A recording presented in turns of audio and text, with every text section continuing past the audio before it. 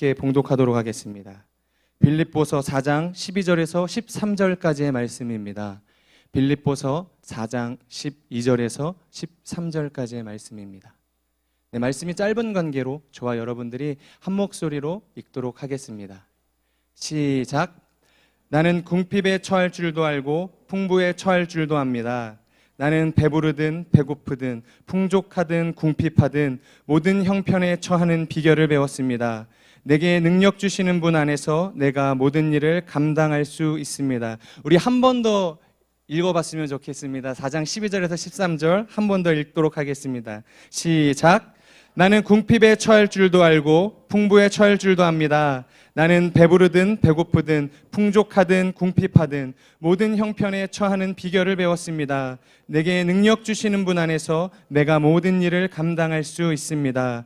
핵심 습관의 재구성이라는 제목으로 설교해 주실 때 큰 은혜 받으시기 바랍니다.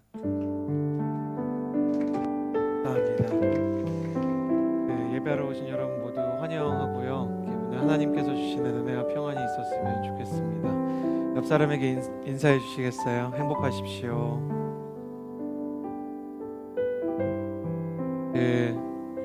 CH630 예배를 인터넷으로 보시는 여러분도 함께 이 예배에 참여할 수 있는 방법이 있습니다. 매주 저녁 6시 반 주일날 이 자리에 오시면 저희 동승아트센터 2층에서 늘 예배하고 있으니까요. 함께 오셔서 귀한 시간 보내셨으면 좋겠습니다. 제가 잠깐 기도하겠습니다. 살아계신 주님, 저희가 이 시간 삶에 대해서, 말씀에 대해서 나눕니다. 주님께서 우리 한 사람 한 사람에게 필요한 은혜를 주셔서 이 저녁 우리가 공허하지 않게 하여 주시옵소서. 하나님께서 우리를 인도하시는 힘찬 발걸음으로 살아갈 수 있는 충만한 사람들이 되게 하여 주시옵소서. 예수님의 이름으로 기도드렸습니다. 아멘. 가슴에 손을 얹고 저를 따라 스스로를 축복했으면 좋겠습니다. 저를 따라해 주시겠어요? 하나님은 나를 사랑하십니다. 나는 그 사랑 안에 있습니다. 이 시간 말씀 앞에 내 마음을 엽니다. 나는 절대로 이전과 같지 않을 것입니다. 아멘. 혁신과 영성 11월의 주제입니다. 네 번째 시간 핵심 습관의 재구성이라는 제목을 가지고 은혜를 나누고자 합니다. 2010년에 신년 기획으로 습관에 대한 다큐멘터리를 한 공중파 방송사에서 내보낸 적이 있었어요. 흥미로운 내용이었는데 자기가 실제로 습관이 별로 안 좋다라고 생각하는 사람들, 특별히 20대, 30대 중에 자기는 습관이 좀 안 좋은데 이거 좀 문제가 있는 것 같습니다 생각하는 사람들을 이렇게 지원을 받았어요. 그래가지고 그 사람들을 이제 케어를 해주고 테라피를 제공해 주는 것이었죠. 그 중에 기억에 남는 자매님이 계신데요. 20대 분이세요. 너무 깨끗하고 너무 이렇게 순수하게 생기셨는데 집안이 진짜 엉망인 거예요. 저는 그런 용모에서 그런 방이 나올 수 있다는 게 너무너무 신기했어요. 여러분 혹시 아시는지 모르겠어요. 하용조 목사님께서 살아계실 때 집이 더러운 것도 상식적으로 더러운 수준이 있고 상식 이상 더러운 것은 영적인 문제다. 악한 영을 내어 쫓아야 한다. 그렇게 얘기한 적이 있는데 일단 빨래를 건조시키고 나면 그걸 접어서 넣는 법이 없으시고 전부 다 바닥에다가 그냥 던져두시는 거예요. 그리고 편의점에서 먹은 거 전부 다 바닥에 같이 있고 음료수 병도 바닥에 다 같이 있고 책들도 레포트도 그냥 바닥에 다 있어요. 근데 거기서 찾는 게 더 신기해요. 굉장히 빠르게 그걸 찾아가지고 깨끗하게 단장을 하고 밖으로 나가는데 취재진도 야 이게 집안이 정리가 안 된다 그래도 어느 정도겠냐 하고 가봤는데 너무 심각한 거예요. 이게 야, 이 문제를 어떻게 해결을 해줄까 막 애를 써서 대한민국 최고의 이 솔루션을 만드는 사람들이 이 자매를 도와주기 시작하는 거예요. 여자분들이 붙으셔서 속옷은 이렇게 개는 거야 막 20살 넘은 사람한테 알려주고 재활용하는 법을 알려주고 저게 도대체 뭘 위해서 저런 다큐멘터리를 내가 보고 있을까 보고 있는데 놀라운 걸 알았어요. 이게 계속해서 습관이 되니까 3주가 되고 4주가 되니까 이 자매가 드디어 태어난 지 20년이 넘어서야 방 정리하는 법을 배운 거예요. 근데 방을 정리하고 나서 생긴 변화가 있는데 방만 정리하는 게 아니라 이 자매가 과제 같은 걸 제때 안 내고 막 여러 가지가 문제였거든요. 근데 방을 정리하니까 과제를 제 시간에 내기 시작하고 과제를 내니까 성적이 나오기 시작하고 성적이 나오니까 꿈이 바뀌기 시작하더라고요. 저는 그게 너무 신기했어요. 신기하지 않으세요? 방정리만 똑바로 해도 인생이 변할 수 있다는 게. 옆 사람에게 인사해 주시겠어요? 잘 치우며 삽시다. 오늘 보니까 캐나다에서 온 저희 가족을 비롯해서 부모님과 같이 온 분들이 있는데 부모님들이 의미심장한 미소를 약간 짓고 계시는 분들이 계세요. 지난주에도 지지난주에도 자녀의 방을 치우느라 고생하신 우리 어른 세대들 멘토님들을 위해서도 격려의 박수를 한번 쳐주셨으면 좋겠습니다. 부모 세대와 하나님의 공통점이 있다면 뒷바라지를 자기 소명이라고 생각한다는 거죠. 뒷바라지를 넘어서 자기 인생의 공간을 정리하는 걸 자기의 일로 받아들이기 시작하니까요, 자기의 삶이 변화되는 거예요. 저는 이게 너무 신기해서 책을 찾아보게 되었는데 찰스 듀이그라는 사람이 습관의 힘이라는 책을 썼어요. 그러니까 습관이 하나가 바뀌면, 저는 그 책에서 굉장히 충격적인 두 가지 사실을 알았는데, 첫 번째, 있던 습관은 절대로 없어지지 않는다. 절대로 없어지지 않아요. 아무리 없애려고 해도. 습관을 유일한 방법은 좋은 습관을 더 씌우는 것밖에 방법이 없대요. 그래서 하나의 습관을 없애려면 다른 좋은 습관을 비슷한 걸로 하나를 채워야 되는 거예요. 술을 끊으려면 좋은 차를 마시는 것을 연습해야 된다는 것이죠. 그래서 이런 식으로 습관을 변화시켜 가는데, 그 중에서도 핵심 습관이라는 게 있어요. 볼링장에 가면 있는 이 핀들이 삼각형 모양으로 쭉 우리를 기다리고 있잖아요. 근데 가장 앞에 있는 핀이 쓰러져야만 뒤가 쓰러지는 것처럼 핵심 습관이 바뀌어야 뒤에 있는 습관들과 뒤에 있는 라이프 스타일이 변화되는 거예요. 가령 이런 거라고 합니다. 잠자는 시간을 바꾸면 라이프 스타일이 바뀌겠죠. 그리고 식사 메뉴, 탄수화물을 얼만큼 먹느냐, 아니면 다른 것을 먹느냐, 뭐 이러한 것들. 그리고 방금 이야기한 것 같은 정리를 하는 습관들. 그리고 말을 할 때 아이에게 존댓말을 시킬 것이냐, 반말을 시킬 것이냐. 그리고 매우 중요한 습관으로 술을 마시고 담배를 피는 것을 끊었을 때 단순히 건강만이 아니라 자신의 삶의 다른 부분까지 건강해지는, 자존감에까지 변화가 있을 수 있다는 결론들이 나오게 되는 것입니다. 오늘 말씀을 보면 사도 바울의 많이 인용되는 고백이었지만, 사도 바울이 그의 인생의 거의 마지막 장에서 어떻게 자기 자신의 영성을 관리하고 어떻게 자기 자신이 신앙을 유지시켜 줬는지, 이 사도 바울의 핵심 습관 몇 가지가 나오게 됩니다. 저는 이것 중에서 세 가지를 나누고 싶은데요, 세 가지를 나누게 되면, 그것이 우리의 것이 되면 우리의 나머지 부분과 삶의 모든 영역들이 변화될 것이라고 생각합니다. 저는 오늘 10절과 11절 말씀을 같이 한번 읽어보았으면 좋겠다, 그런 생각이 드는데요, 혹시 자막으로 준비가 되었으면 10절과 11절 같이 한번 읽어보았으면 좋겠습니다.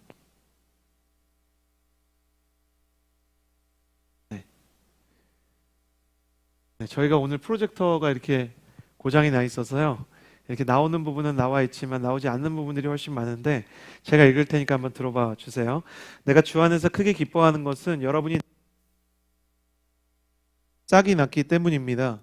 이에 대해 여러분이 관심은 있었지만 표현할 기회가 없었습니다. 내가 궁핍함으로 이런 말을 하는 것이 아닙니다. 나는 어떠한 처지에 있든지 자족하는 법을 배웠습니다. 사도 바울이 감옥에서 쓴 서신 빌립보서에 어떤 사건이 등장하냐면, 이 옥바라지라는 개념이 있었어요. 아시아에 있는 모든 감옥들은 옥바라지가 필요했거든요. 죄수들한테 제대로 된 음식과 의복과 복지를 제공하지 않는 거예요. 그래서 로마의 감옥이나 조선시대의 감옥에 갇히면 옥바라지를 제대로 받지 못하면 2년에서 3년 정도 되면 대부분의 사람들이 목숨을 잃었습니다. 사도 바울도 감옥에 갇혔다고 하니까 얼마나 많은 사람들이 사도 바울을 도와주고 싶었겠어요. 도와주려고 애를 쓰는 사람들이 물질을 보내서, 또 의복을 보내서, 음식을 보내서 사도 바울이 살 수 있도록 하는 것에 대해서 사도 바울이 고맙다, 참 감사하다, 그거에 대해서 편지를 쓰는 거예요. 11절에 특이한 표현을 썼습니다. 내가 지금 가난하고 밥을 못 먹고 옷이 없어서 이 얘기를 너희한테 고맙다고 쓰는 건 아니다. 보통 옷을 받은 사람은 정말 좋은 선물을 줘서 고맙다. 내가 다른 어떤 서비스를 받은 사람은 이런 섬김을 받아서 참 고맙다. 근데 이 상황에서 빌립보 교인들에게 자기가 가지고 있는 선물을 나누고 싶은 거예요. 나는 내가 지금 힘들어가지고 도움이 주어졌기 때문에 좋은 게 아니고, 만약에 여러분이 이것을 주지 않아서, 행간에 숨어있고 실제로 써있지는 않지만, 만약에 내가 이 감옥에서 운명을 달리하게 되는 순간이 온다 할지라도 나는 이 순간에 대해서 큰 불평과 불만과 원망이 없다 라고 이야기하고 있는 것입니다. 여기서 우리는 사도 바울에게 첫 번째로 훈련되어 있는 습관을 보게 되는데요, 첫 번째 습관은 감사입니다. 감사는 영적으로 불행의 파도를 잠잠케 하는 능력이 있습니다. 우리의 삶에 위기가 닥쳐오고 그 위기가 우리의 삶을 위협한다는 느낌이 들면 우리의 뇌는 판단을 하고요, 위기에 대처하는 분위기로 우리의 육신과 정신을 변화시킨다고 합니다. 아드레날린과 노르에피네프린 같은 이제 물질들이 이제 나오게 되면 사람의 마음과 정신은 예민해지고 육신은 긴장 상태가 되고 혈관이 확장되고 동공도 확장되고 심장 박동이 빨라지게 되는 거죠. 마치 축구 선수가 축구장에 서는 것처럼 일정 수준 이상의 흥분 상태가 지속이 되는 겁니다. 근데 이 흥분 상태가 계속 지속이 되면 사람은 이렇게 말할 수 없이 많은 에너지를 쓰게 되기 때문에 그 에너지 때문에 사람이 점점 고갈이 되고 지치고 그리고 결론적으로 불행하다는 느낌을 받게 되어 있다고 합니다. 위기가 닥쳐왔을 때 당연히 대처를 해야죠. 육체적으로나 정신적으로나. 그러나 육체적으로나 정신적으로 이 위기를 겪고 나서가 문제예요. 위기를 겪을 때는 당연히 위기 대처 모드로 삶을 살아가야 되는데 이 위기가 지나가고 나서 호르몬의 분비가 멈추느냐? 그렇지가 않다는 거예요. 위기가 남긴 후유증이 사람의 마음속에 계속 있는 거예요. 그래서 실제로 연관성이 없는데도 비슷한 것 같은 상황이 발생하면 다시 사람은 위기가 닥쳐왔다고 생각을 합니다. 그래서 계속 자신의 몸을 혹사시키고 자신의 마음을 혹사시켜가지고 불행하다는 느낌 쪽으로 자기를 몰아가는 거예요. 큰 위기를 겪었을 때도 그렇고요. 작은 위기를 일정 이상 반복하게 되면 우리의 마음이 계속 전투태세로 남게 되고 안정감과 행복감이 완전히 날아가게 된다는 것이죠. 이러한 현상이 당연한 것이기는 하지만 위기가 지났다고 또 위기가 이렇게 안 오는 것은 아니잖아요. 그러니까 트라우마가 남게 되고 그러니까 막 사람 안에 복잡한 프로그램과 여러 장애 요소가 남게 되고 방어 체계가 남게 되고 그래서 상처를 많이 가지고 있는 사람을 만나면 왜 그 사람이랑 이야기를 하면 정상적인 대화가 통하지 않고 원망과 불평이 있는 사람의 이야기를 처음에는 들어주다가 시간이 지날수록 지치는 거 아니겠어요? 그래서 이런 부작용을 어떻게 줄일 수 있을까? 많은 이 크리스천 또 넌 크리스천 학자들이 연구를 했는데 재미가 있는 괄목할 만한 발견을 해냈어요. 뇌를 연구하는 뇌의학자들과 심리학자들이 연구해 본 결과 감사를 하고 특별히 노래까지 하면 전투태세를 취했던 몸과 정신과 호르몬이 이완되는 것을 발견한 거예요. 여기서 중요한 건 실제 그 사람의 감정이 동의하지 않아도 상관없대요. 그러니까 내가 실제로 감사할 만한 상황이어서 감사하냐? 내가 실제 내 마음이 감사하는 템포를 따라가고 있느냐? 이 감사에 감정적인 진정성이 있느냐 없느냐가 생각보다 중요하지 않다는 거예요. 심지어 써놓은 글을 그대로 읽어도 물론 진정성이 있는 상태에서 감사를 하면 훨씬 더 좋은 효과가 있겠지만 그게 아니라 그냥 써놓은 멘트를 읽는 거죠. 아, 오늘은 참 좋은 하루였다. 그냥 읽는 거예요. 좋은 하루가 아닌데. 아, 오늘은 참 좋은 사람을 만났다. 좋은 사람 만난 건 아닌데. 근데 그렇게 얘기를 하니까 공격적이고 방어 태세를 취하던 호르몬들이 점차 안정 수치를 되찾기 시작하고 사람한테서 평안과 안정감을 주는 물질들이 분비되기 시작했다는 거예요. 거기다 노래까지 하면 더 좋다는 거예요. 이미셸 씨는 분명히 평안한 사람일 거예요. 글쎄 모르겠어요. 근데 혼자 있을 때 많은 사람들 앞에서 노래하는 것은 큰 도움이 되지 않는다고 하고요. 자기 혼자 있을 때 하는 노래가 도움이 된다고 합니다. 그래서 우리 중에 그런 사람들 건강한 사람들이에요. 내 나이가 어때서 뭐 이런 분들 있잖아요. 그냥 그런 거 좋아하시는 분들, 예수님 안 믿어도 그냥 이렇게 트로트 부르시는 분들이 계시잖아요. 제 주변엔 굉장히 많았어요. 제가 이게 어릴 때 할머니랑 같이 살았는데 할머니랑 경로당에 가면 할머니 한 분이 노래를 부르시면 메들리처럼 계속 부르세요. 남행열차에 그럼 계속 부르는데 놀라운 건 할머니들이 모두 함께 노래를 부르는데 박자와 음정이 전혀 맞지 않아요. 그런데도 그 순간 거기에서 이완되는 무드에 제가 너무 웃겨서 그랬던 건지 저도 릴렉스 되는 걸 느꼈어요. 여러분 주변에 혹시 모태신앙으로 자란 분들, 설거지하면서 찬양하는 어머니 밑에서 혹시 자라본 분들 계세요? 그냥 습관이에요. 저는 그런 것도 많이 보았어요. 집사님들, 권사님들 막 이렇게 설거지하면서 이렇게 찬양을 하시는데 찬양을 막 하세요.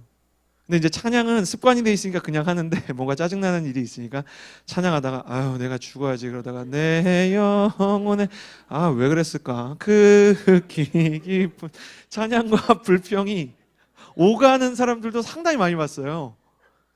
그런데도 불구하고 시간이 지나고 혹시 모태신앙인분들 마음에 혹시 동의가 되시는지 모르겠어요.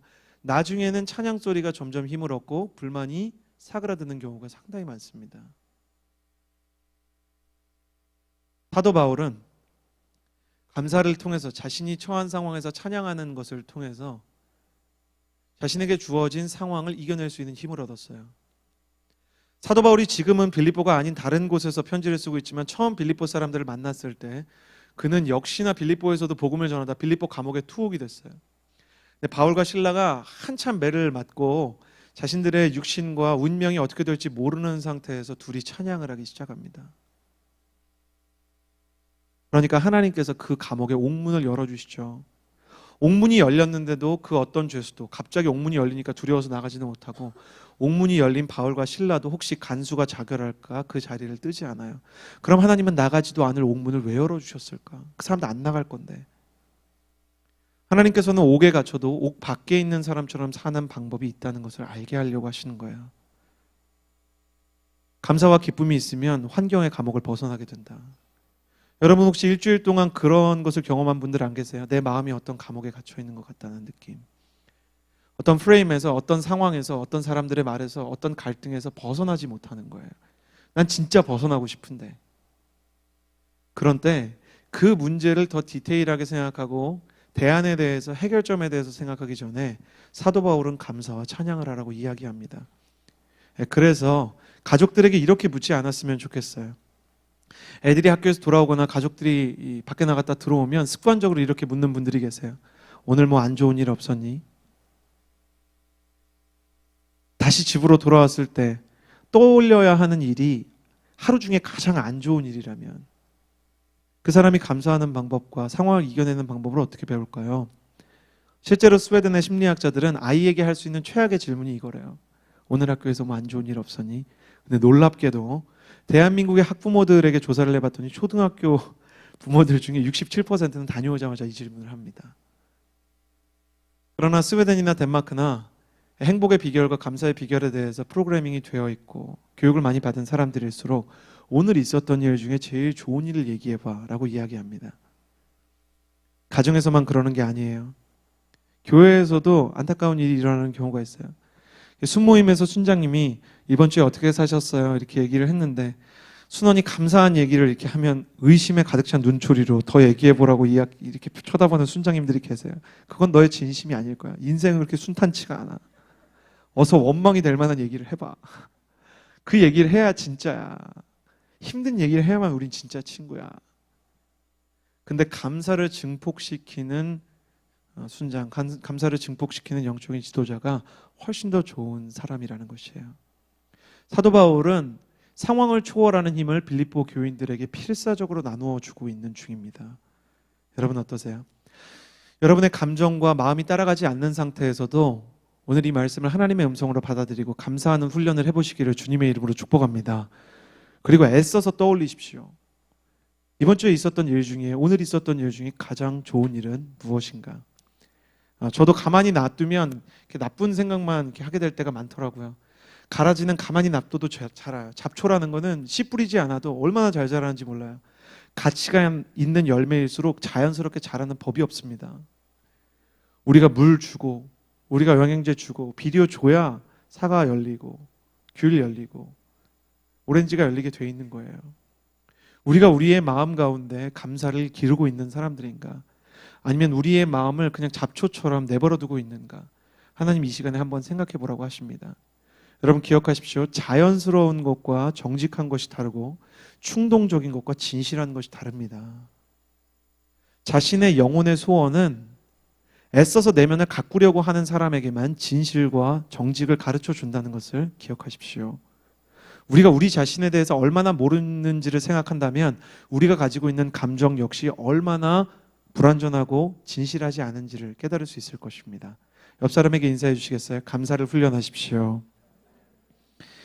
두 번째로 여러분과 나누고 싶은 것은 12절의 말씀입니다. 오늘 말씀 12절의 말씀을 같이 한번 읽어보았으면 좋겠습니다. 시작. 나는 궁핍에 처할 줄 알고 풍부에 처할 줄도 압니다. 나는 배부르든 배고프든 풍족하든 궁핍하든 모든 형편에 처하는 비결을 배웠습니다. 두 번째로 나누고 싶은 것은 믿음이에요. 믿음. 어떠한 형편에 있어도 하나님께서 나를 이끌어 주시리라는 믿음이 사도 바울 안에 있었습니다. 내가 가난할 때나 부요할 때나 사람들이 나를 알아줄 때나 몰라줄 때나 그리고 내 주변에 오해가 있을 때나 아니면 내 주변에 문제가 없을 때나 언제나 하나님께서는 나에게 가장 좋은 것을 주셨다는 믿음이 중요하다는 거예요. OECD 가입국가 중에 사기 피해를 제일 많이 보는 나라가 어디일까요? 사기를 많이 치고 또 사기를 많이 당하는 나라가 안타깝게도 우리나라예요. 이상하죠? 더 후진국들이 많은데 사기 피해를 보는 나라는 우리나라가 압도적으로 1등입니다. G20 정상회담을 준비하면서 이 G20 국가에서요 이거를 물어봤었어요. 당신은 당신 나라의 사람들을 얼마나 신뢰합니까? 여러분 마음속으로 한번 대답해 보세요. 여러분은 대한민국 사람들이라고 하면 얼마나 신뢰하십니까? 우리나라 사람들이 10명 중에 3명 신뢰한다 그랬대요. 캐나다 사람들은 10명 중에 8명 나는 캐나다 사람이라 그러면 신뢰한다. 우리나라 사람은 우리나라 사람에 대해서 10명 중에 3명만 신뢰한다는 것이죠. 한국인이 가장 못 믿는 사람이 국적의 사람이 한국인이라고 합니다. 그래서 이민자들 사이에는 이런 말이 있다 그래요. 외국 나가면 한국 사람만 조심하면 돼. 얼마나 안타까워요. 왜 우리는 우리를 믿지 못하게 되었을까? 그리고 왜 우리는 이런 불신 때문에 서로에 대한 갈등을 가지고 있을까? 한두 번씩 치명적인 거짓말에 속아본 경험이 전부 다 있고 믿었던 사람에게 뒤통수를 맞았다는 느낌을 받았을 때가 있는 거죠. 근데 조금 더 살펴보면요. 조금 더 사회심리학적인 면에서 살펴보면 사기를 치는 사람, 거짓말을 하는 사람이 많다는 것은 속는 사람도 그만큼 많다는 거래요. 신뢰사회가 구축되기 위해서는 양쪽의 그 기둥이 다 필요한데 한쪽은 실제로 거짓말에 대한 책임이 강해야 되는 제도적인 측면이 있고요. 다른 한쪽에는 거짓말에 대한 사람들이 이렇게 현혹되지 않는 마음이 굉장히 중요하다는 거예요. 근데 사기 수법들을 연구를 해봤어요. 그 FBI나 CIA나 우리나라의 경찰청 같은 데서 사기 수법을 연구해 보니까 한국의 사기 수법이 아주 첨단인 것은 아니더래요. 그러니까 우리는 이렇게 별로 이렇게 대단하지 않은 방법들에 이렇게 속아 넘어갈 때가 많은 거죠. 저도 그런 전화 받았습니다. 이서진 씨 되시죠? 저는 검찰입니다. 막 이렇게 얘기하는 뭔가 한국말이 어색한 사람 있잖아요. 그래서 검찰이세요? 네, 저도 검찰입니다. 그랬더니 어이구 전화 잘못 걸었습니다. 그리고 끊고 그런 사람들이 있더라고요. 근데 한국 사람들이 왜 잘 속을까? 이게 설명이 안 되는 거예요. 데이터가. 왜냐하면 교육학적인 측면에서 보면 한국 사람들은 교육 수준이 매우 높습니다. 그리고 한국 사람들은 일을 해내는 수준도 굉장히 높아요. 그리고 한국 사람들처럼 정보에 대한 플랫폼을 빨리빨리 교체하는 나라가 없고 기계에 대한 습득률도 굉장히 높고 손기술도 좋아서 수술을 하나 어떤 기술을 습득할 때도 습득률이 매우 높아요. 이런 나라들은 원래 사기를 잘 당하지 않아야 됩니다. 근데 왜 이런 일이 있냐면 브라운 대학교의 한 교수가 제가 볼 때는 가장 일리 있는 이론을 내놓았는데 한국인들에게는 나만 모르는 정보가 한국을 움직인다는 공포가 있다는 거예요. 나만 모르는 정보가 한국을 움직인다는 공포가 있고 특별히 권력층은 알고 있다. 그러니까 힘을 가진 사람일수록 그리고 어떤 많은 돈을 가지고 있는 사람일수록 내가 모르는 정보를 알고 있다. 그래서 모든 사기가 매우 이 사기에도 등급이 있는데요. 매우 저급한 단계가 이거래요. 나는 알고 있는데 너한테만 알려줄게. 너한테만 알려줄 리가 없다는 것이죠. 근데 너한테만 알려줄게. 그 말에 그렇게 속아 넘어가는 거예요. 그래서 이 불안을 자극하면 거짓에 넘어가게 되어 있다는 것은 불안과 거짓의 이 상관관계. 이 브라운 대학교 교수가 재밌게 표현했는데 불안과 사기는 세트 메뉴다. 불안하지 않으면 사기에 걸릴 확률이 별로 없다. 이렇게 이야기를 했습니다. 어떠세요? 여러분은 어떤 것 같으세요? 여러분도 혹시 그런 생각을 가지고 있습니까? 나는 정말 모르는 정보를 이 고위층에선 가지고 있다. 나는 정말 모르는 것을 세상이 그것을 증명해낼 만한 어떤 사건들을 보도할 때가 있고 그런 일들이 실제로 일어나기도 하죠. 근데 우리나라 사람들이 그런 것에 대한 면역력이 더 떨어진대요. 닉슨 사건이 일어났을 때 빨리 이 정상적인 신뢰관계로 돌아오는 이 미국인들과 다르게 대한민국 사람들은 어떤 사건이 터지면 굉장히 오랫동안 모든 것에 대한 의심과 불안을 거두지 못하는 경향을 보였다고 합니다. 이게 영적인 영역에서도 마찬가지예요. 이렇게 다가오는 거죠. 저기 자매님 얼굴이 너무 좋아 보이셔서 이야기 좀 나누고 싶어요. 교회 다니세요? 성경책 들고 있으니까 교회 다니는 거잖아요. 그러면 네, 교회 다닙니다. 어디 다니세요? 온누리교회 다닙니다. 요즘 이단들은 온누리교회 나쁘다는 말 절대 안 합니다. 아, 온누리교회 너무 좋죠. 거기 하용정 목사님 잘 계세요? 디테일한 정보는 잘 모르는 거예요. 하용정 목사님 잘 계세요? 잘 계시지는 않습니다. 지금 하나님이랑 같이 계세요. 얘기를 하면 하 목사님 존경했는데 너무 안타까운 일이네요. 그러면서 저한테도 이렇게 말했는데 근데 구원 받으셨어요? 그래서 제가 네, 저는 구원 받은 것 같습니다. 그럼 뭐라 그러죠? 언제 받으셨어요? 어떻게 받으셨어요? 그런 다음에 요즘에 이단들 이렇게 전도 방식 보면 이렇게 약간 흘리고 말아요. 그랬구나. 아이고, 내가 이런 얘기 하면 안 되는데. 아니에요. 이러고 가는 거야. 그러면 가만히 있으면 이게 괜찮아야 되는데 불안한 거예요. 뭐가 불안하냐? 내가 구원을 받았나? 구원받은 날짜를 알아야 되나? 또 이렇게 접근하는 거예요. 성경 중에 종말에 대해서 마지막 날에 대해서 기록해 놓은 성경이 혹시 어딘지 아세요? 요한계시록인 것 같은데요. 그 요한계시록의 구절 하나를 펼쳐요. 이 구절이 무슨 뜻일까요? 모르겠는 거예요. 아이고, 모르는구나. 모르면 어떡하지? 아니에요, 괜찮아요. 뭐 다음에 얘기하죠. 지하철에서 만난 사람 모르니까 100명 중에 1명만 거기 걸려들면 그 사람의 불안을 집요하게 파고드는 거예요. 모든 이단이 불안을 다루는 법을 배웁니다. 그리고 모든 정통 크리스천들은 평안을 다루는 방법을 배워요. 여러분 이런 거 혹시 네이버에서 안 보셨어요? 저건 일루미나티야. 저건 프리메이슨이야. 싸이 저거 인어야 인어. 저거 우상이야. 저거 들으면 지옥 가. 주님이 이러실 것 같지 않아요. 저는 아무리 봐도 너 혹시 강남 스타일 들었니? 근데 계속 불안을 자극하는 거예요. 사도 바울의 시기에 얼마나 많은 이단이 있었는지 아세요? 사도 바울의 시기에 얼마나 많은 중상모략이 있었는지 아세요? 사도 바울의 권위에 대해서 의심하게 하고 사도 바울의 말씀에 대해서 사도 바울의 복음에 대해서 해를 끼치려는 사람이 가는 곳마다 속출했습니다. 그래서 사도 바울은 사실은 결혼을 해서 사생아가 있다는 루머가 있었고 사도 바울의 여자관계가 복잡하다는 루머가 있었고 사도 바울이 돈을 좋아한다는 루머가 있었고 사도 바울이 건강 이상한 건 하나님의 심판이라는 이야기가 있었고 사도 바울이 사실은 사도권이 없었다는 이야기가 있었고 제가 연구해 본 것만 해도 사도 바울 제가 조사해 본 것만 최소한 27개의 루머들이 아주 유력하게 떠돌았어요. 근데 놀라운 것은 사도 바울이 세운 교회마다 이단에 잠시 흔들리는 것 같다가 다시 제자리를 찾아왔고 어느 교회 하나 이단에게 넘어가지 않았어요.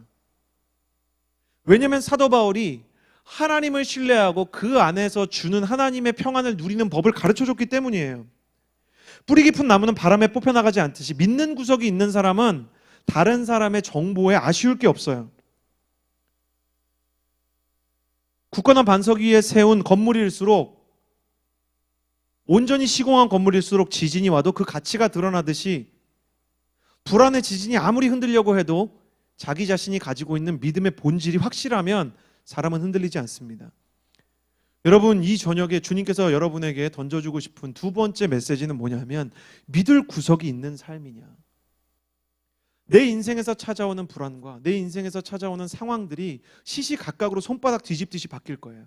그리고 여러분은 아마도 세상을 살면서 대부분의 사람들이 그 상황에 의해서 손바닥 뒤집듯이 삶이 변하는 것을 보게 될 거예요. 삶이 아니라 마음이 변하는 것을. 상황이 이렇게 되면 마음도 이렇게 되고 상황이 이렇게 되면 마음도 이렇게 되는 사람들이 얼마나 많은지요. 우리는 상황이 우리의 인생의 가치와 반응을 결정한다고 생각합니다. 그러나 사도 바울과 성경은 하나님을 믿는 사람들에게 하나님께서 주신 믿음은 상황과 환경을 초월하는 영혼의 힘이 있다고 이야기합니다. 여러분은 어느 쪽입니까? 너무나 많은 사람들의 이야기에 내 마음이 현혹되고 있다면, 너무나 많은 거짓말에 내 자존심이 망가지고 있다면 내가 정말 하나님을 향한 굳건한 믿음을 가지고 있는가? 그리고 사도 바울이 가진 이 믿음은 가는 곳마다 하나님을 만났던 그의 경험에 기인한다는 사실을 기억하십시오. 하나님께서 그를 간절히 찾는 자를 만나주십니다. 아멘. 여러분 하나님께서 그를 간절히 찾는 자를 기다리세요. 내가 정말 믿을 구석이 필요한 이 흔들리는 세상 속에서 내가 정말 하나님을 만나기 원합니다라는 간절한 마음으로 나아오신 분들이 계시다면 그분들은 언젠가 하나님을 만나실 거예요. 저를 보시겠어요? 대부분의 사람들은 주일 예배에 와서도 몸과 마음이 따로 있어요. 몸은 여기에 앉아있지만 마음은 막 서성이는 있는 거죠. 아, 오늘 예배 오기 전에 밥을 못 먹었는데 끝나고 어디 가냐. 아, 그 사람은 왜 그런 얘기를 했을까? 그러니까 이 안에서 이루어지고 있는 영적인 흐름에는 집중을 하지 못하고 나를 불안하게 만드는 것들이 내 마음을 잠식해서 다른 곳을 떠다니는 거예요. 하나님을 만날 수 있는 기초적인 방법 한 가지를 알려드리자면 하나님을 만나는 법은 저를 따라 주시겠어요? 하나님을 만나는 법은 언제나 지금 여기서만 가능하다는 데 있다. 내일의 문제에도 하나님 가 계세요. 지나간 일상에도 지나간 상처에도 하나님은 계세요. 그러나 사도 바울처럼 흔들리지 않은 믿음을 갖고 싶다면 지금 여기 계신 하나님을 부르셔야 됩니다. 과거를 잊으십시오. 미래도 잠깐 내려놓으십시오. 하나님 앞에 영혼의 집중력을 가지고 나오십시오. 저는 여러분이 하나님에 대한 그리움과 하나님을 만나고 싶은 열망이 없었다면, 아예 1%도 없다면 여기 나왔다고 생각하지 않습니다. 사람마다 정도의 차이는 있을지언정 하나님을 만나고 싶은 마음이 있기 때문에 이 자리에 이 시간에 나와 계신 것이죠. 여러분, 그 마음에 물을 주십시오. 그 마음에 걸음을 주십시오. 가라지들이 자라는 걸 방치하지 말고 지금 여기서부터 그 내가 하나님을 향해서 가지고 있는 열망의 나무가 자라야 된다는 결심을 하시는 것입니다. 저는 오늘 여러분에게 여러분이 잃어버렸던 영적인 집중력이 찾아오는 역사가 있게 되기를 주님의 이름으로 축복합니다. 옆 사람에게 인사해 주시겠어요? 하나님을 찾고 찾으십시오. 마지막 세 번째를 나누고 싶습니다. 13절의 말씀 같이 한번 읽기를 원합니다. 13절 같이 읽겠습니다. 시작. 내게 능력 주시는 분 안에서 내가 모든 일을 감당할 수 있습니다. 이 구절처럼 왜곡이 많은 구절도 없는 것 같아요. 앞에를 읽어보지 않으면 내게 능력 주시는 자 안에서 내가 이 시험을 잘 볼 수 있습니다. 내게 능력 주시는 자 안에서 내가 이 취업 인터뷰 붙을 수 있습니다. 내게 능력 주시는 자 안에서 이번 소개팅 대박 날 것입니다. 사람들이 그렇죠. 그러나 사도 바울은 지금 상황의 변화를 얘기하는 게 아닙니다. 믿는 대로 상황이 된다고 얘기하는 게 아니에요. 믿어도 상황이 그 자리에 그대로 있을 수 있습니다. 내가 아무리 하나님에게 열심히 기도하는데도 불구하고 갈등이 그 자리에서 버티고 있을 수가 있습니다. 그래서 사도 바울의 이 고백을 잘 읽어보면 이렇게 읽는 것이 더 타당한 것 같아요. 나는 궁핍에도 처할 줄도 알고 풍부에도 처할 줄도 알고 배부르든 배고프든 풍부하든 궁핍하든 모든 형편에 처하는 비결을 배웠다. 자기가 비결을 배웠다는 표현 자체가 이 습관 아니겠어요? 자기가 그런 습관이 벌써 몸에 생겼다. 그러나 지금 이 순간에도 내게 하나님께서 능력을 주셔야만 내가 이 일을 계속 해나갈 수 있다 얘기하는 거예요. 기도를 해서 인생에서 이루어지지 않았던 결핍의 문제가 공급이 되고 인생에서 이루어지지 않았던 소유의 문제가 축복으로 다가오는 것이 아니라 내 인생에서 하나님을 믿는데도 불구하고 지금까지 버티며 버텼어요. 근데 얼마나 더 버텨야 될지 모르는 터널을 계속 걸어갈 자신은 없다는 거예요, 사도 바울도. 그래서 이 말씀 자체가 원어로 헬라어로 읽어보면 대단히 현재적인 이 시제로 적혀 있습니다. 그러니까 오늘 하나님께서 내게 능력을 주셔야만 내가 지금까지 온 이 길 갈 수 있다는 거예요. 사람이 얼마나 착각을 많이 하는지, 어제까지 해냈으면 오늘도 해낼 수 있다는 착각을 합니다. 어제까지 견뎌왔으면 오늘도 견뎌낼 수 있다는 착각을 해요. 주로 신앙이 좋은 사람들이 그러다가 무너집니다. 거대한 슬럼프를 만나요. 내가 지금까지 쌓아온 신앙의 공력이, 신앙의 탑이 한순간에 무너지겠냐, 이 공든 탑이. 그래서 그걸 갖고 뭐 남들도 쉽게 가르치려고 그러고 내 인생에서 다가오는 고난에 대해서도 쉽게 생각하다가 무너질 때가 많은 것이죠. 사도 바울이 이 구절 가운데 숨겨놓은 마지막 핵심 습관은 긍정적인 사고가 아니라 겸손입니다. 겸손해야 된다. 매일매일 주어지는 내 삶에 대해서. 우찌무라 간조, 일본의 정말 현자요, 일본의 정말 지혜가 있는 크리스천이라고 알려진 우찌무라 간조가 하나님 앞에서는 늘 1일 1생이다 이렇게 얘기했죠. 하루에 아침에 일어나면 다시 태어난 것처럼 살아야만 내가 오늘 하루를 승리할 수 있다는 메시지였어요. 오늘날 세상을 보십시오. 신앙인들도 자신을 과신할 때가 얼마나 많은지, 특별히 목회자들이 많이 그런 것 같아요. 그러니까 늘 목회를 해왔으니까, 늘 설교를 해왔으니까, 늘 기도를 했으니까 다가오는 문제의 무게와 심각성을 모르고 넘어갈 때가 많아요. 잘 되겠지. 그리고 지나가는 거예요. 하나님께서 주의 종들을 사랑하셔서 그때마다 주시는 게 감당할 수 없는 도전입니다. 이거 잘 이겨낼 수 있겠지, 별일 아니겠지. 근데 막 눈덩이처럼 막 뭐가 불어나는 거야. 이게 내가 막 해결할 수 없는 문제가 돼버렸어. 그제서야 기도하는데 마음이 교만해서 왜 하나님께서 이거를 주셨는지 모르겠는 거예요. 왜 하나님 이렇게 어려운 문제를 나한테 막 그러면서 막 기도하는 거예요. 하나님 주의 종을 긍휼히 여기십니까 도대체? 왜 내가 감당할 수 없는 이런 문제를 자꾸 내 삶에 주십니까? 그리고 제가 최근에 이런 기도도 해봤어요. 왜 제 인생을 이렇게 힘들게 하십니까? 늘 이렇게 어려움을 주십니까 주님? 주님 왜 저한테 이러십니까? 이제는 축복을 좀 많이 받을 때도 되지 않았습니까? 오늘 말씀을 보는데 사도 바울이 저한테 얘기하는 것 같아요. 그게 당신을 사랑해서 하나님께서 주시는 거야. 저는 이 말씀을 묵상하는데 병든 설교자 사도 바울이 생각났어요. 많은 신학자들이 사도 바울이 간질이 있었을 거라고 생각합니다. 그가 육체의 가시라고 표현한 이 단어를 다른 문헌에서 찾아보면 보통 이렇게 간질에 대한 표현이거든요. 여러분 한번 생각해 보세요. 사도 바울쯤 되는 사람이 왔어요. 근데 설교하다가 갑자기 막 거품을 불면서 막 이렇게 막 갑자기 이 사람이 막 쓰러져가지고 거품 물고 막 이렇게 해요. 그러다가 다시 일어나가지고 다시 우리 하나님 말씀 볼까요? 그때마다 이 당황하고 있는 청중을 설득해야 하고 이 사람들이 이끌어야 되는데 저라면 설교 말고 딴 거 시키라고 했을 것 같아요. 아니, 너무 민망하잖아요. 성경이 아닌 다른 이 초대교회 문헌에 보면 사도 바울이 설교하다가 3번, 4번씩 졸도한 적도 있대요. 그래갖고 막 추하게 막 이렇게 뭐 몸을 뒤틀다가 다시 일어나가지고 그래도 하나님께서 평안을 주십니다. 막 자기 마음에 얼마나 이게 어려웠을까. 얼마나 괴로웠을까. 아마 그런 마음이 들었을 거예요. 이 얘기를 저 사람들이 믿어줄까? 아니 내가 이렇게 엉망인데 이 얘기를 듣고 저 사람들이 도대체 은혜를 받을 수가 있을까? 그러니까 사도 바울이 딴 거 가지고는 기도를 안 합니다. 막 돌에 맞아도 기도 안 하고 배가 파손해도 기도 안 하고 오해를 받아도 이렇게 특별히 뭐 걷어달라는 기도 잘 안 하는데 3번씩이나 하나님이 안 된다는데 이거 좀 걷어가 달라고 얘기하는 거예요. 근데 하나님이 뭐라고 얘기하시냐면 내 은혜가 내게 족하다. 얼마나 잔인한 말이에요.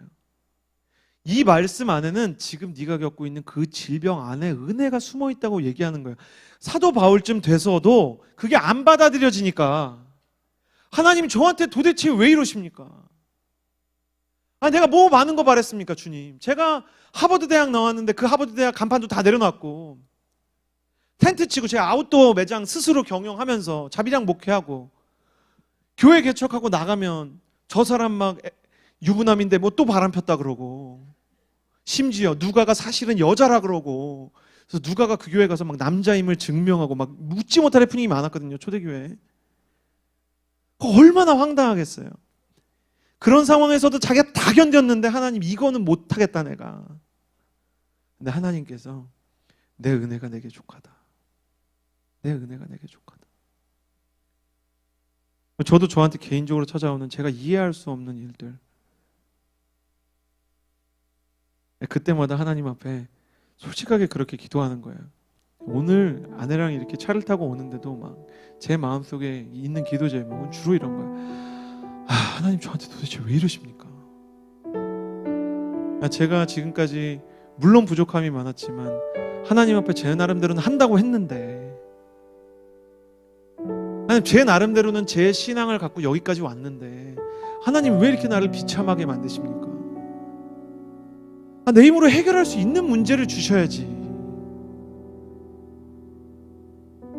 내 능력으로 풀 수 있는 실타래를 주셔야지 풀지. 하나님 괜찮은 척하는 것도 하루 이틀이고 하나님 내가 정말 견딜 수 있는 것처럼 하는 것도 하루 이틀인데 저한테 왜 이러십니까? 근데 이 설교 가운데, 이 말씀 가운데 사도 바울은 저한테 계속 말하는 거예요. 아니라 내게 능력 주시는 자 안에서 내가 모든 일을 할 수 있느니라. 아니라 내게 능력 주시는 자 안에서 내가 모든 일을 할 수 있느니라. 내 은혜가 내게 족하도다.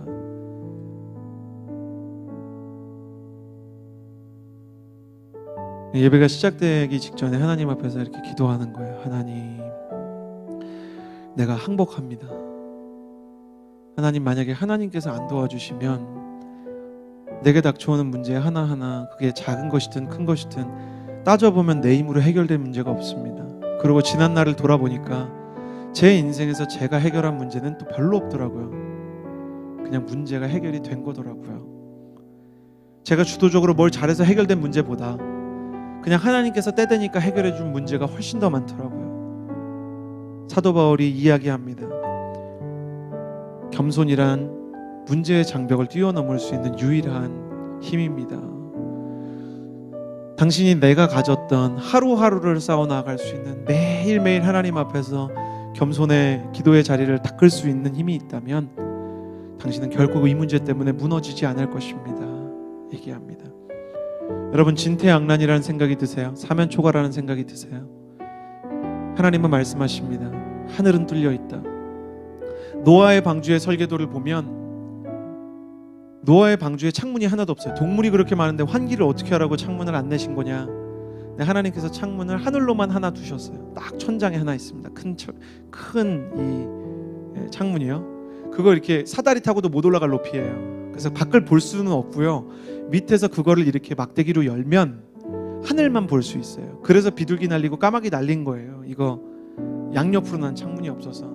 하나님께서 왜 그렇게 하셨을까? 가장 어려운 문제 앞에서는 양쪽으로 난 환경, 상황, 사람에 대해서 낸 창문 다 닫고 하늘만 보라는 거예요. 노아는 1년 동안 겸손을 배웠어요.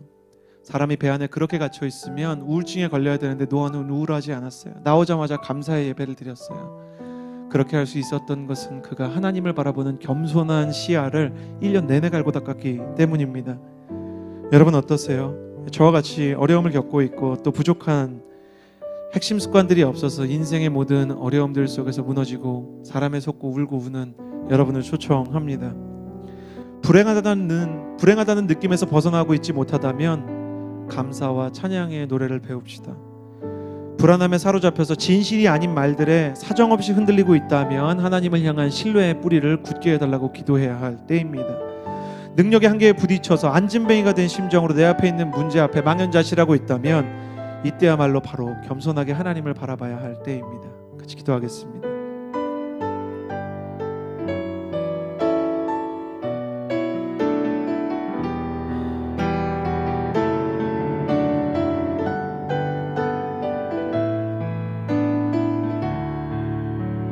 이 시간에 기도하며 나아갈 때 하나님, 내 마음을 내가 모르겠습니다. 내 마음에 폭풍이 치고 있는데, 폭우가 내리고 있는데 우산이 없는 어린아이처럼 나의 삶이 그냥 세상과 사람들에 비해 흠뻑 젖고만 있는 것 같습니다. 이 시간에 기도하며 나아갈 때 하나님, 내 인생이 불행하다고 느껴지는 상황들이 있습니다. 내 인생의 상처와 아픔 그리고 갈등들이 나를 괴롭게 합니다. 그런 마음 앞에 있는 분들이 계시다면 가슴에 손을 얹고 이렇게 기도합시다. 하나님, 내가 감사하는 힘을 회복하게 하여 주시옵소서. 상황과 환경과 감정이 나를 따라와줘서 감사하는 것이 아니라 내가 애를 쓰고 힘을 써서 감사할 수 있게 하시고 감사를 발견하게 하셔서 훗날에는 그 감사가 내 영혼을 이끌고 가는 역사가 있게 하여 주시옵소서. 문제가 해결되지 않았지만 갈등이 여전히 그 자리에 있지만 주님께 감사할 수 있는 사람, 주님께 찬양할 수 있는 사람으로 서기 원합니다. 그렇게 감사의 영, 찬양의 영을 달라고 기도하며 나아갑니다. 기도하겠습니다. 신실하신 하나님 아버지, 기름 부어주시옵소서.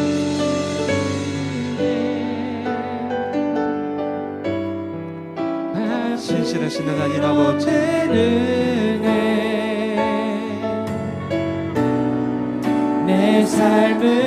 우리의 마음 가운데 감사가 먼저 시작되게 하여 주시옵소서. 하나님, 오늘까지 살게 해주신 것 감사합니다. 하나님께서 오늘까지 내 인생에 있었던 산적했고 수많았던 문제들로부터 나를 여기까지 지켜주신 것에 감사를 드립니다. 하나님 아버지, 나의 마음이 무너질 수 있는 순간에서도 하나님 내 영혼을, 나의 가정과 나의 사람들을 여기까지 지켜주신 것에 감사합니다.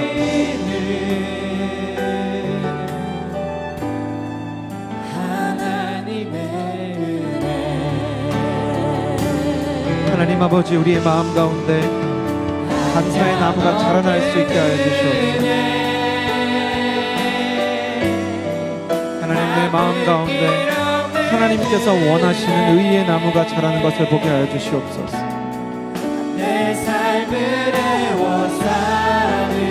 하나님, 이 상황들, 이 어려움들 속에서 어떻게 감사해야 될지 감사의 실마리를 찾지 못하지만 주님, 감사하는 마음을 주께서 찾고 계십니다. 감사하는 자에게는 옥의 문이 열린다고 하셨던 주님, 하나님 옥의 문을 열어주시옵소서. 하나님이 감옥의 문을 열어주시옵소서. 내 인생의 건강의 감옥, 내 인생의 관계의 감옥, 내 인생의 가정의 감옥, 내 인생의 모든 신앙의 슬럼프들의 감옥들로부터 벗어나게 하여 주시옵소서. 하나님, 나를 얽어매고 있는 그 사슬들로부터 자유로워질 수 있도록 도와주시옵소서. 하나님 아버지, 참으로 진실하게 하나님 아버지, 나의 마음과 나의 삶이 하나님 앞에 온전히 예배할 수 있는 영이 회복되게 하여 주시옵소서.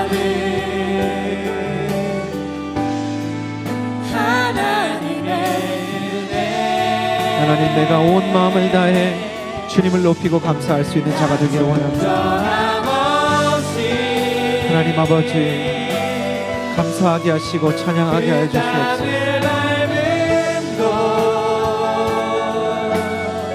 하나님 아버지, 우리의 마음을 주께서 주관하여 주시옵소서.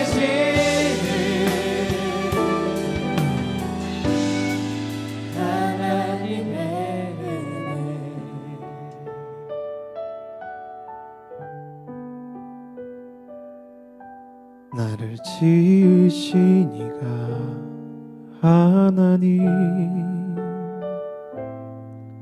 나를 부르신 이가 하나님, 나를 보내신 이도 하나님, 나의 나 된 것은 다 하나님 은혜라. 나의 달려갈 길, 나의 달려갈 길 다하도록, 나의 마지막 호흡 다하도록, 나로 그 십자가 품게 하시니,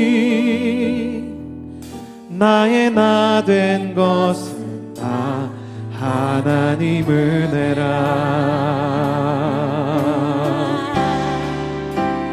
한량 없는 은혜, 갚을 길 없는 은혜, 내 삶을 애워싸는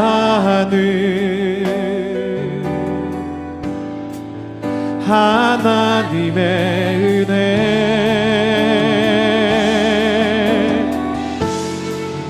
나 주저함 없이 그 땅을 밟음도 나를 붙드시는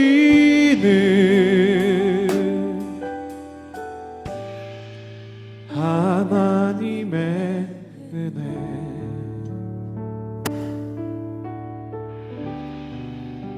지나간 사람들의 말이 나를 복잡하게 만들고,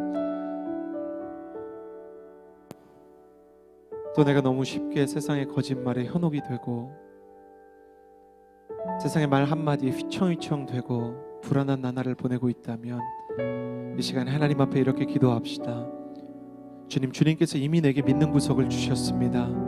우리의 영원한 믿는 구석이 되신 예수님을 바라봅니다.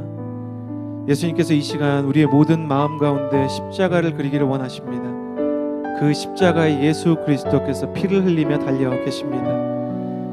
예수님께서 그 십자가 위에서 말하기를 아버지여 저들을 용서하시옵소서. 저들은 자기들이 하는 일을 잘 알지 못합니다. 그 말 가운데는 하나님 저들을 용서해 달라는 말 넘어 저들을 내가 책임지겠다는 당신의 사랑이 담겨 있는 것입니다. 이 시간 마음속에 예수님의 십자가를 그리십시오. 그리고 마음속에서 무릎을 꿇고 두 손으로 그 십자가를 붙잡고 기도하는 것입니다. 영원한 나의 믿는 구석 예수님으로 인하여 세상의 세파의 바람에 흔들리지 않게 하여 주시옵소서. 사람들의 말들, 사람들의 평가들, 사람들의 갈등들에 내 영혼이 휘청이지 않게 하여 주시옵소서. 주님 내 영혼에 힘을 주시고 주님 나의 믿는 구석이 견고하게 하여 주시옵소서. 주여 한번 부르짖고 기도하며 나아갑니다. 주여! 거룩하신 하나님 아버지 기도하며 나아가면 하나님 아버지 한 사람 한 사람이 주님의 손을 붙잡기를 원하고 주님의 발을 붙잡기를 원합니다. 예수님께서 십자가에서 우리를 향해서 당신이 세우신 견고한 기초와 뿌리를 보여주셨습니다. 나의 뿌리는 어디 있는가? 나의 믿음은 어디에서 시작되는가? 예수님께서 나를 위해서 매달리신 그 십자가 볼 때마다, 예수님께서 나를 위해서 치르신 그 죽음과 생명의 대가를 볼 때마다 내 영혼이 이 모든 갈등에서 승리할 수 있어야 되는 것입니다. 하나님 아버지, 내게 해결되지 않은 문제들과 흔들리는 터전이 있사오나 아버지 하나님, 나를 굳게 하실 주님 바라보며 나아가오니 우리의 영혼을 주께서 새롭게 하시고 우리의 마음 가운데 하나님께서 새 힘을 불어넣어 주시옵소서.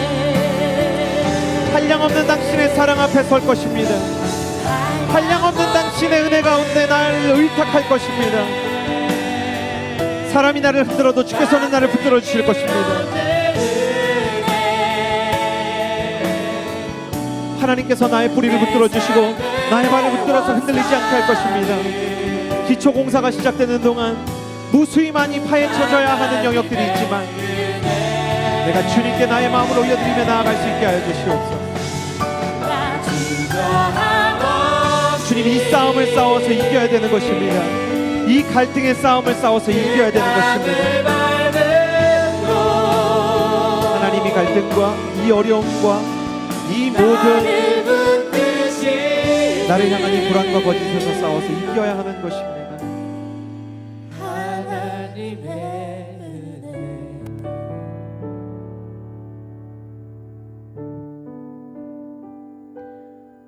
내가 너희에게 나의 평안을 주노니 나의 평안은 세상이 주는 것과 같이 아니하니라. 너희는 하나님을 믿으니 또 나를 믿으라. 주님 말씀하셨습니다.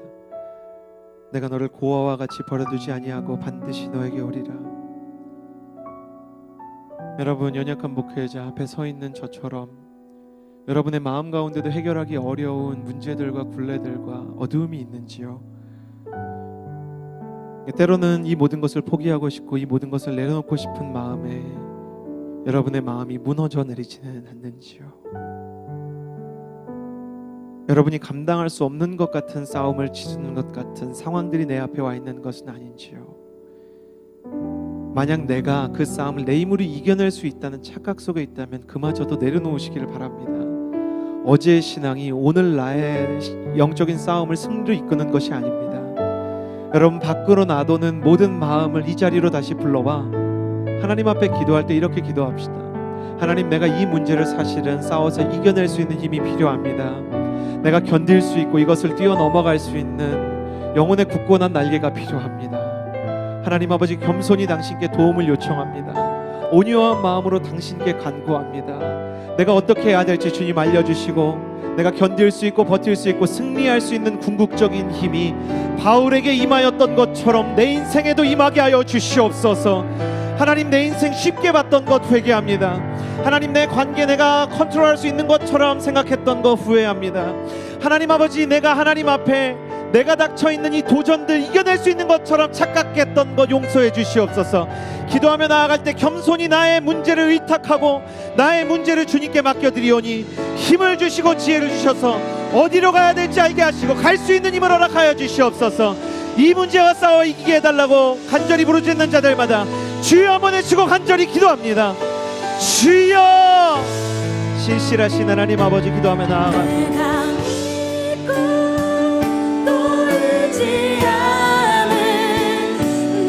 하나님 아버지, 내 형편을 아시는 하나님 아버지, 내 바닥을 아시는 하나님, 나의 한계를 아시고 나의 연약함을 아시는 주님, 하나님 아버지, 이 문제를 어떻게, 이 어려움들을 어떻게 극복해야 될지 알게 하여 주시옵소서.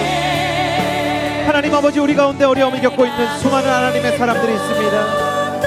자신의 힘으로는 한 걸음 더 버티기 어려운 사람들, 하나님 아버지, 그 모든 무력함을 당신께 드려 무력함이 겸손이 되게 하여 주시옵소서. 물이 변하여 포도주가 된 것처럼 하나님 아버지, 내 안에 있는 무력함이 겸손함으로 변하게 하여 주시옵소서. 나의 한숨이 변하여 기도가 되게 하시고 나의 원망이 변하여 노래가 되게 하여 주시옵소서. 할렐루야. 하나님께서 하실 것입니다. 하나님께서 에베네셀로 여기까지 나를 인도하셨습니다. 하나님, 내가 간절히 하나님 앞에 기도하며 나아가 나의 인생에서 겪고 있는 이 모든 문제들은 내 힘으로 이겨낼 수 없는, 내 힘으로 견뎌낼 수 없을 때가 있사오니 주님, 우리가 겸손히 주님 앞에 기도하며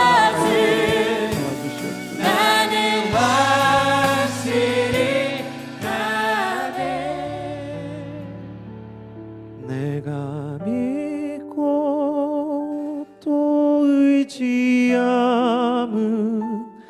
내 모든 형편 잘 아는 주님, 늘 돌보아 주실 것을 나는 확실히 아네. 내가 믿고 나의 형편을 아시는 주님, 내 모든 형편 잘 아는 주님, 늘 돌보아 주실 것을 나는 확실히 아네. 내가 믿고 또 의지함은 주님, 이 찬양이 우리의 기도가 되게 하시고 이 찬양이 우리의 고백이 되게 하여 주시옵소서. 내 모든 형편을 아시는 주님, 잘 아는 주님께서 늘 돌보아 주심을 알게 하여 주시옵소서. 와주실 것을 나는 확실히 아네. 내가 믿고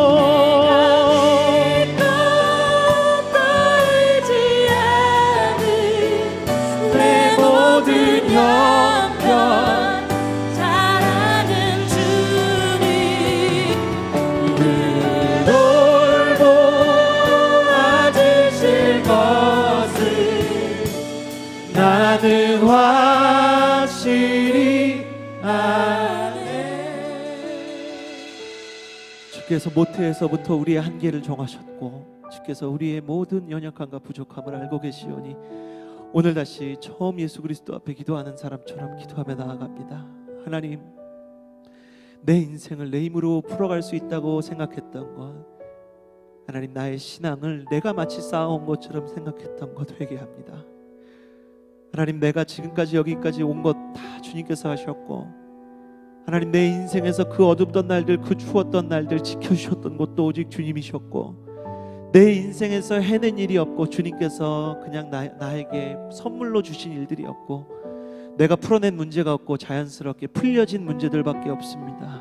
주님, 사도 바울이 그랬던 것처럼 늘 겸손하게 하여 주시옵소서. 사도 바울이 그랬던 것처럼 비천에 있을 때나 풍부할 때나 가난할 때나 부할 때나 하나님 아버지를 붙들 수 있는 겸손한 마음과 자족하고 감사한 마음으로 나에게 주어진 하루하루 겸손하고 온전히 승리해 나갈 수 있게 하여 주시옵소서. 내게 주신 하루를 포기하고 싶고 내게 주신 모든 부르심을 외면하고 싶은 순간들과 하나님, 사람이 내 마음을 모르고 또 사람이 나를 왜곡하고 나를 오해하는 순간들 속에서 견딜 수 있는 힘을 주시고 거짓말에 마음이 상하지 않도록 믿음의 뿌리가 굳건히 내리게 하여 주시옵소서. 주님께서 우리를 외롭게 두지 않겠다고 하셨습니다.